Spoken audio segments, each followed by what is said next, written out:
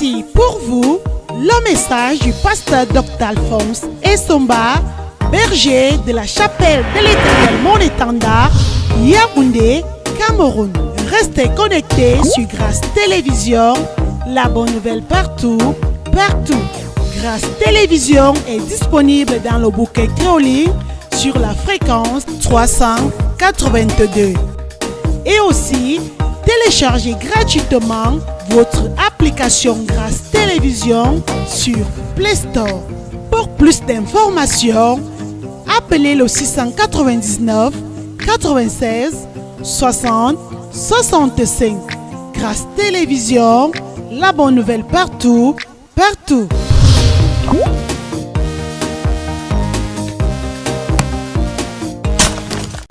C'est un ordre. C'est un ordre. C'est un ordre. Tu vas sortir de l'église, tu continues à faire le malheureux. Tu es une humiliation pour la rédemption. Tu es une honte pour l'église de Jésus. Tu es une honte.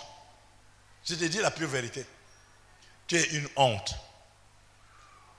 C'est toi qui dois encourager les gens qui ne connaissent pas le Seigneur. C'est toi qui dois les encourager. Ce n'est pas à eux de t'encourager. Alléluia. Troisième réalité.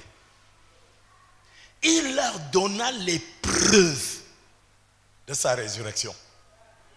Nous sommes toujours dans Acte 1, verset 3. Il leur donna des preuves. Il leur donna des preuves. Sachant très bien que dans un environnement d'incrédulité, les gens vont dire non, vous racontez une histoire. Vous racontez une histoire. Alléluia. Première chose, avant que Jésus ne monte dans la gloire, il a passé 40 jours.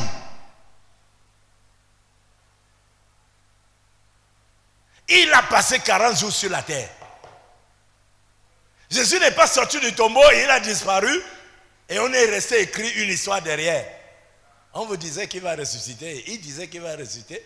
Nous, vous disons qu'il est ressuscité. Vous voyez, le tombeau est vide, non? Il est resté 40 jours. Il faut des preuves. Et je voulais dire à un enfant de Dieu, si tu es un enfant de Dieu, il faut des preuves. Il faut quelque chose qui prouve que tu es un enfant de Dieu. Il faut des preuves. Ce n'est pas la bouche, c'est les preuves. Alléluia. La chrétienté se prouve. C'est pas la bouche.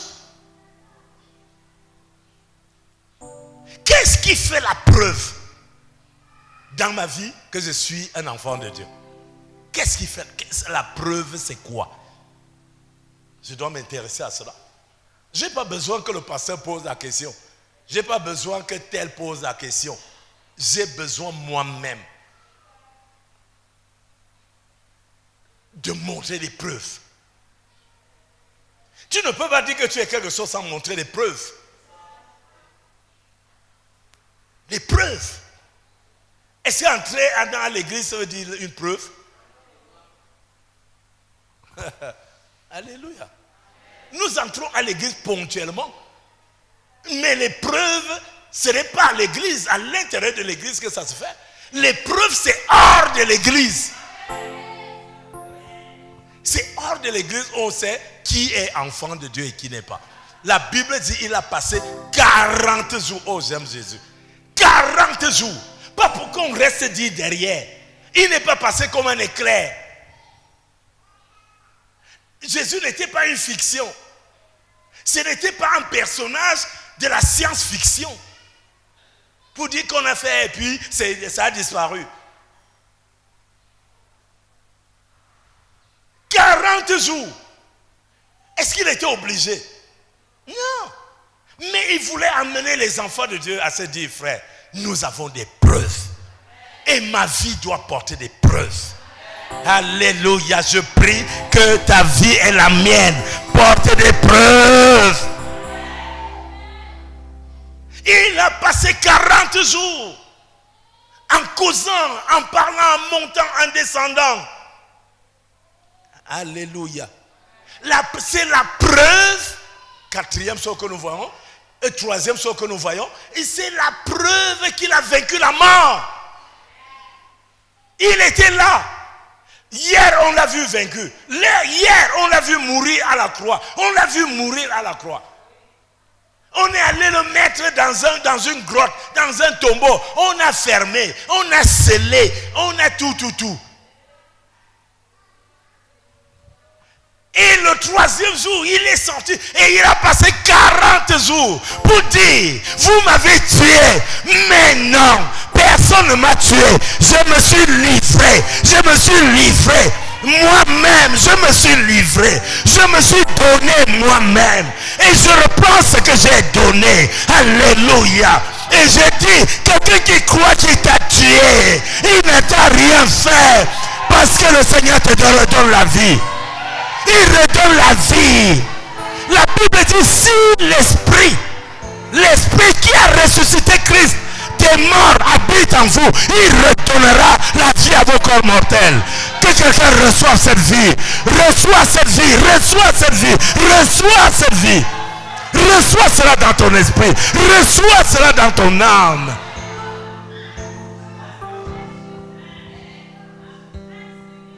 Il leur donna des preuves.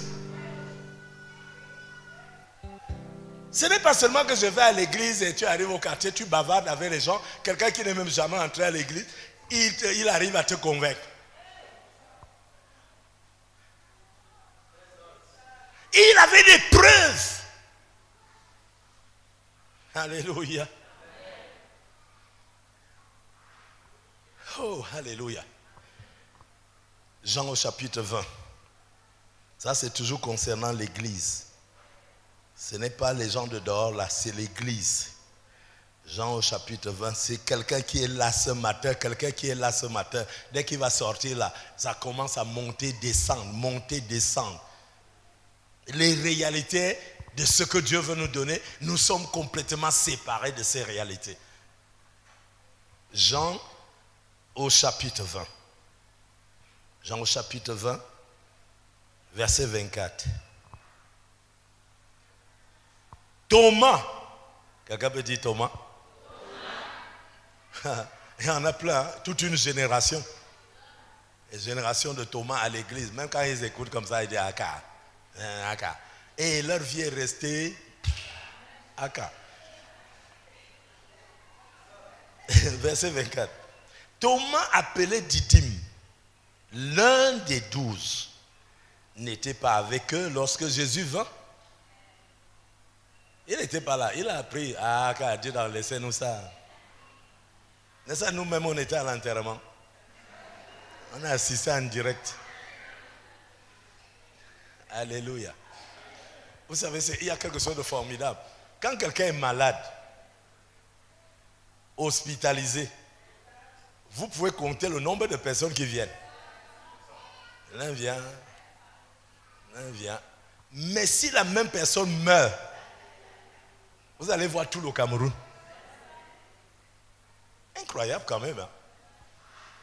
C'est quand même incroyable que quelqu'un est malade, il respire, il vit. On ne voit pas tout le Cameroun. Dès qu'il meurt, même quelqu'un qui ne le connaissait pas, tu le vois dans le car. tu vas où on va aux funérailles.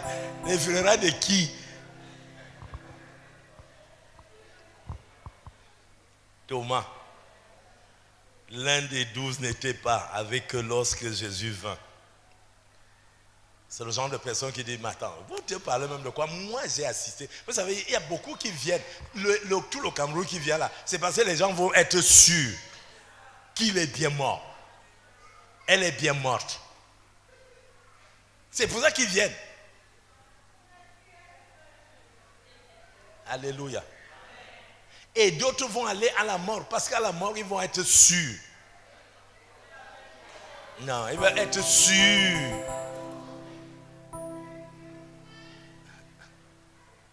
Thomas. Les autres disciples lui dirent donc, Nous avons vu le Seigneur. J'imagine son attitude à ce moment-là. Il devait les regarder pendant qu'il parlait. Vous savez, quand vous parlez de quelque chose de vrai à quelqu'un, il change d'attitude, il te regarde. Quand vous dites un nouveau fou est né, c'est les Thomas qui sont sages. Hein? Tout le monde est...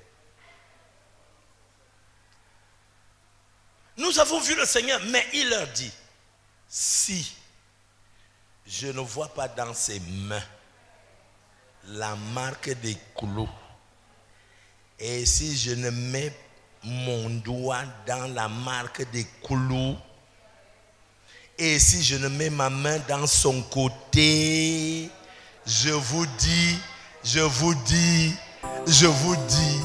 ne croirai point. Est-ce que ces genres de personnes ne sont pas là ce matin? Plein! Ils vont croire seulement, c'est pour ça que on suivait les images à la télé. Dès qu'on voit quelqu'un faire comme ça, parce qu'on veut quelque chose. On veut quelque chose. Mais la réalité spirituelle, ce que tu as en esprit par ta foi, c'est pour toi. Tu n'as pas besoin que quelque chose fasse, parce que tu sais que c'est comme ça. Je ne croirais point. Ok. Ce qu'ils ne savaient pas, c'est que Jésus a pris 40 jours pour prouver. 40 jours pour prouver. Et je dois vous dire, les 40 jours qui arrivent là, quelqu'un verra que Dieu est vraiment Dieu. Les 40 jours qui arrivent là, les 40 jours. Alléluia. Dieu n'envoie jamais sa parole en l'air. 8 jours après, les disciples de Jésus étaient de nouveau dans la maison. Et Thomas se trouvait là. Oh, gloire à Jésus. Thomas se trouvait avec eux. Jésus vint. Les portes étant fermées, se présenta au milieu d'eux et dit, la paix soit avec vous. Puis il dit à Thomas, il est en train de parler à un Thomas qui est là ce matin. Il dit à Thomas, avance ici ton doigt, avance ton doigt. J'imagine comment il était là. C'est-à-dire, vous savez quand la honte vous a déjà attrapé. Il dit, avance ici ton doigt et regarde mes mains. Avance aussi ta main et mets-la dans mon côté et ne sois pas incrédule, mais crois. Thomas lui répondit, oh mon Seigneur, oh mon Dieu, oh mon Seigneur, oh mon Dieu. Jésus lui dit, parce que tu m'as vu, tu as cru. Heureux ceux qui n'ont pas vu et qui ont cru. Frères et sœurs, ça c'est notre contexte. Jésus n'est plus visible. Il n'est plus un homme qui monte, qui descend avec les trous, des clous. Jésus est esprit. Il est esprit et il est vie. Esprit et vie. Notre foi est fondée sur la réalité spirituelle. Alléluia. Gloire à Jésus. Donc on n'a pas besoin aujourd'hui d'être des Thomas parce que ça ne nous donne rien du tout. Je disais à quelqu'un un jour, dis-moi ce que tu perds en croyant en Jésus. Tu perds quoi? Mais si tu ne crois pas, tu souffres. Parce que, tu vas combattre les gens qui croient. Tu vas les combattre. Ton travail, ce sera de combattre ceux qui croient. Mais quand tu crois seulement. Désemparé, découragé, dessus, ne sachant pas où mettre la tête, voici un numéro utile. Le 699 96 60 65. Pour tous vos besoins de prière et conseils individuels, avec le pasteur Dr Alphonse Essomba, la solution est assurée au travers des Saintes Écritures. Selon le psaume 107, verset 20, Dieu envoya sa parole et les guérit. Au nom de Jésus-Christ, soyez. Tu crois seulement. Vous voyez la différence? Celui qui ne croit pas, c'est lui qui souffre. Ils vont déjà à l'église. Ils font déjà ceci. Ils font déjà cela. Ils font déjà cela. Ton problème est où? Ton problème est où? Alléluia.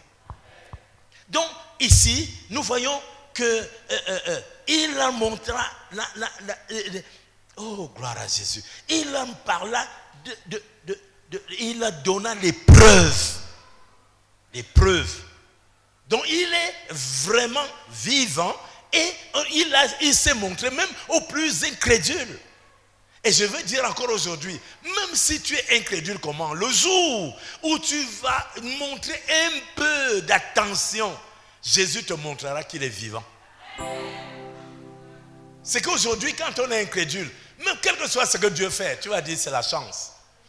C'est la chance. C'est arrivé par chance. C'est arrivé parce que je travaille beaucoup. Comme si tu étais le seul à travailler beaucoup. Juste parce que tu ne veux pas qu'on dise que Jésus est vivant.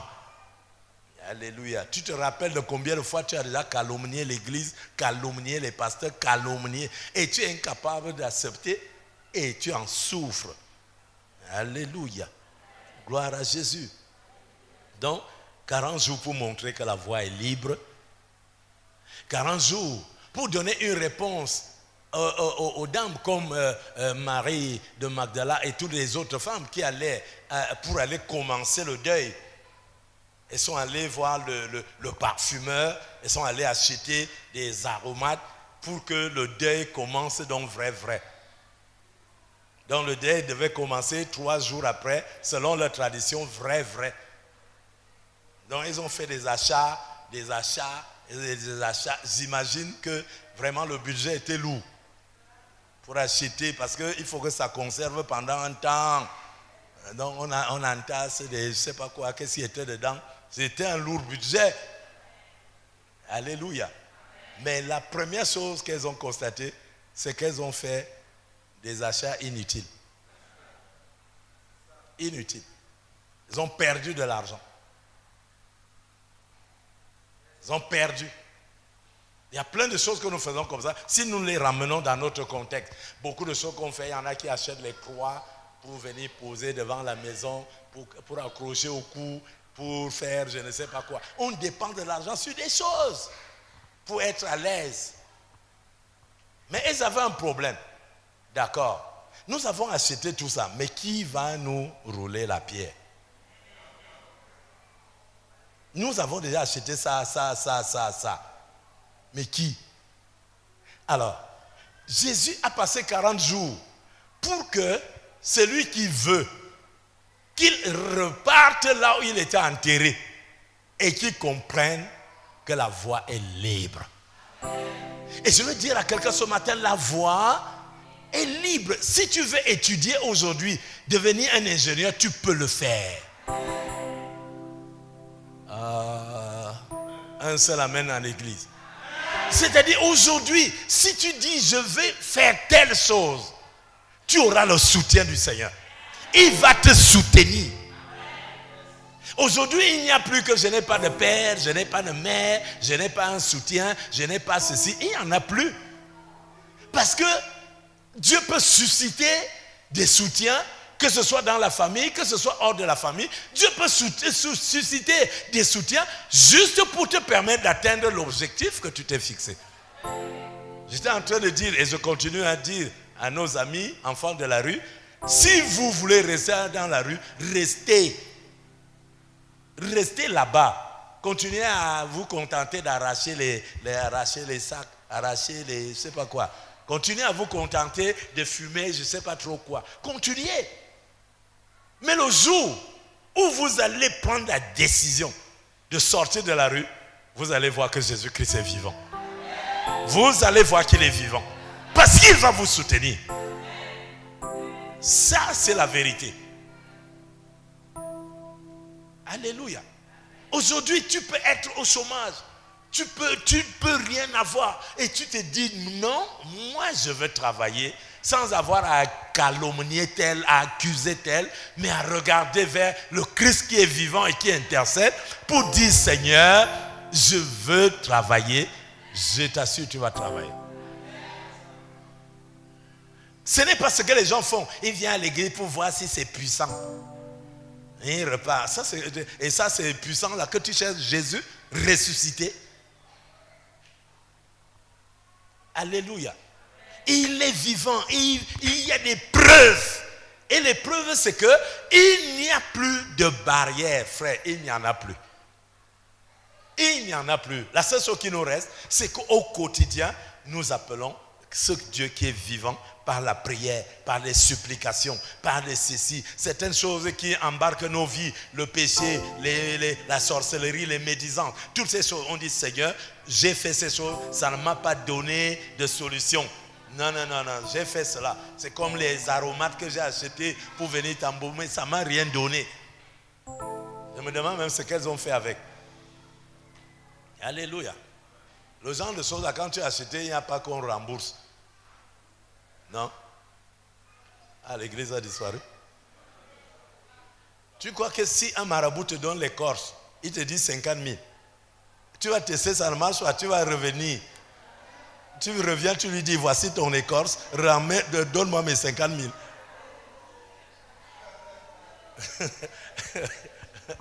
Alléluia. Donc vos aromates, vous ne pouvez pas. Vous allez donner ça à qui? Quelqu'un vous a déjà vendu les fleurs. Vous dites, non, la fleur, je ne veux plus ça. C'est-à-dire que le mort n'existe plus. Donc reprends, donne-moi mon argent. C'est faux, tu n'auras rien. Alléluia. Donc plutôt que de faire ça, ayons foi en ce Jésus-là qui est vivant. Il nous a donné des preuves. Alléluia. Dernière chose, quatrième enseignement ce matin. La Bible dit, il leur parla. Il leur parla. Il leur parla de la manière dont Dieu établira son règne sur la terre. Frère, les morts ne parlent pas. Il leur parla. Il leur parla. Frère, il leur parla. Aujourd'hui encore, Christ veut parler à quiconque le souhaite. Il parle encore. Il parle. Quelqu'un me disait, moi-même avant d'évoluer un tout petit peu dans la foi, je disais, comment Dieu peut parler? Mais Dieu parle. Et la Bible dit que Dieu parle de diverses manières. Peut-être que nous attendons qu'il parle comme je parle là. On dit, ah, c'est vrai. Ou alors ce n'est pas vrai. Dieu parle de diverses manières. Frères et sœurs, tu peux marcher sur la route là. Est-ce que tu sais que sur la route là, c'est là où hier soir, quelqu'un est mort étant sur la moto. Et toi, tu étais sur la moto aussi, hier même. Hier, et rien n'était arrivé. Dieu n'a pas parlé dans ta vie? Non, c'est parce que je suis prudent. Parce que je suis très prudent. Alléluia. C'est lui. Et c'est lui qui fait tout. Nous sommes là ce matin. Si ce n'était pas Dieu, on ne serait pas là. Est-ce que vous savez qu'il y a des pays maintenant, vous ne pouvez pas vous réunir comme ça? Avant de vous réunir, une bombe a déjà, je ne sais pas quoi, il s'est déjà éclaté sur le lieu. Et vous vous réunissez, vous dites, c'est parce qu'on est très puissant, parce qu'on est dans un pays de paix. Qui a mis la paix? Donc Dieu parle au jour le jour. Il nous parle au travers de quasiment toutes les réalités de notre existence. Dieu nous parle. Il nous interpelle. Mais nous n'écoutons pas. Nous mettons ça au crédit de nos propres moyens. Alléluia. Donc il leur parla d'une chose. Et je vais terminer par là. Il leur parla d'une chose. Il leur parla de comment Dieu va régner sur la terre. Je voudrais vous rappeler que l'envie de domination, l'envie de régner est dans notre esprit. Nous tous qui sommes là maintenant. Même si tu ne le manifestes pas publiquement, chacun de nous veut sentir qu'il a le pouvoir. Pouvoir de faire ceci, pouvoir de faire cela. Alléluia. Je voyais dans un feuilleton, je voyais une jeune dame à qui les gens veulent parler. Il leur disait, figurez-vous, vous n'avez plus à me parler comme ça, vous savez, je suis devenu majeur. Je suis devenu majeur. En fait, qu'est-ce qu'elle est en train d'exprimer? C'est-à-dire, aussi longtemps que cet âge n'était pas là, elle avait l'envie de dominer, de faire des choses. Mais c'est l'âge qui bloquait. Mais dès que l'âge est arrivé, boum, cette envie de dominer est en nous tous ça. Frère, si on te prend là, on met 2 personnes, on dit, c'est toi qui vas les coordonner, tu vas voir. Tu vas voir. Ta façon de parler va changer. C'était en toi, c'était caché. Mais comme tu as la possibilité de libérer, tu vas voir tout de suite. Pourquoi? Parce que l'envie de dominer est sur nous. Mais la Bible dit, Jésus leur dit quelque chose. Jésus leur disait, comment est-ce que Dieu, lui, il règne? Comme pour dire, vous avez envie de régner, vous allez même régner, mais ne régnez pas comme le monde règne. C'est important de le savoir. Nous n'avons pas à régner à la manière du monde. Nous devons régner comme Dieu règne. Dans le livre de Jean, il dit, mon règne n'est pas de ce monde. Mon règne n'est pas de ce monde. Frères et sœurs, n'allons pas faire des choses comme si notre règne venait de ce monde. Nous n'avons pas passé les élections. Quelqu'un ne nous a pas élus, mais c'est lui qui nous a élus en son Fils Jésus-Christ. Ce n'est pas les hommes. Alléluia. Donc nous ne devons rien aux hommes. Nous n'avons aucun suffrage qui a été prononcé, qui a été exprimé par les hommes pour qu'à un moment donné, nous puissions commencer à régner comme le monde. Non. Nous sommes des enfants de Dieu. Nous sommes le peuple de Dieu. Le Seigneur nous disait vendredi, il n'y a plus que l'église des Bassa, les églises des Zewondo, l'église des je ne sais pas qui, l'église de... Non. Dieu a fait de nous un peuple. Nous sommes un peuple. Alléluia. Nous sommes un peuple. Nous ne sommes plus... Dès que tu es un enfant de Dieu, tu restes culturellement, tu restes attaché à telle tribu, à telle chose, culturellement. Mais je dis spirituellement, tu appartiens au peuple de Dieu. Et c'est le peuple qui fait la force. Et c'est pour cela qu'il leur a dit, Matthieu 28, au verset 19, il leur dit, allez de par le monde. Allez. Donc c'est ça qu'il a enseigné. Et cet enseignement, nous devons recevoir ça à la Pâque pour savoir que une fois que tu as trouvé la voie, le chemin pour aller à l'église, tu as la responsabilité de permettre à quelqu'un d'autre de trouver cette voie. Ça, c'est la manière de régner de Dieu. Ce n'est pas que quand toi tu es arrivé à l'église, tout le monde, on s'en fout, il faut qu'on s'occupe de toi, il faut qu'on... Cela. Alléluia. On est exigeant. Il faut que le pasteur, dès qu'il y a quelque chose, il faut que le pasteur vienne prier. Et il faut que tel vienne faire ça. Et on est là. À l'église, tu n'as aucune responsabilité. Tu n'as rien. Tu n'as aucune intervention. Chacun de nous a quelque chose que Dieu lui a donné pour le servir. Chacun de nous a quelque chose. Tout le monde ne sera pas pasteur. Tout le monde ne va pas être sur l'autel et prêcher. Mais là où tu es là, Dieu t'a mis quelque chose qui va permettre à ce que tu connaisses le Christ ressuscité. À ce que quelqu'un connaisse le Christ ressuscité au travers de toi. Est-ce que l'église est à ce niveau? C'est là la grosse interrogation. À ce niveau-là, la Pâque nous sert à quoi donc finalement? La Pâque nous sert à quoi? Est-ce que nous avons déjà, est-ce que nous sommes un canal par lequel il ne serait qu'une seule personne peut trouver la voie du Seigneur? Est-ce que nous sommes cela? C'est la grosse interrogation. Nous allons célébrer Pâques, c'est bon. Mais la Bible dit, il leur parla de la manière dont Dieu établira son règne. Il leur parla de cette manière. Nous appelons le culte de dimanche le culte des ambassadeurs. Ça veut dire un ambassadeur a une mission. Un ambassadeur a une mission, c'est une mission de représentation. Au milieu de tout ce que nous avons à faire, ne faisons pas comme si nous sommes isolés, détachés, et que nous sommes sous le règne de Dieu d'abord. Il faut d'abord que nous acceptions nous-mêmes d'être sous le règne de Dieu, et puis maintenant prolonger, être des prolongements de ce règne sur la terre. C'est ça la Pâque aussi. Pas seulement dès que tu as fini d'écouter le sermon du pasteur, tu sors là, tu commences à mettre les notes. C'était bien, c'était puissant. Là, ça ne valait rien. C'est ça que tu es venu faire. Ta responsabilité en tant que chrétien, tu l'assumes de quelle manière?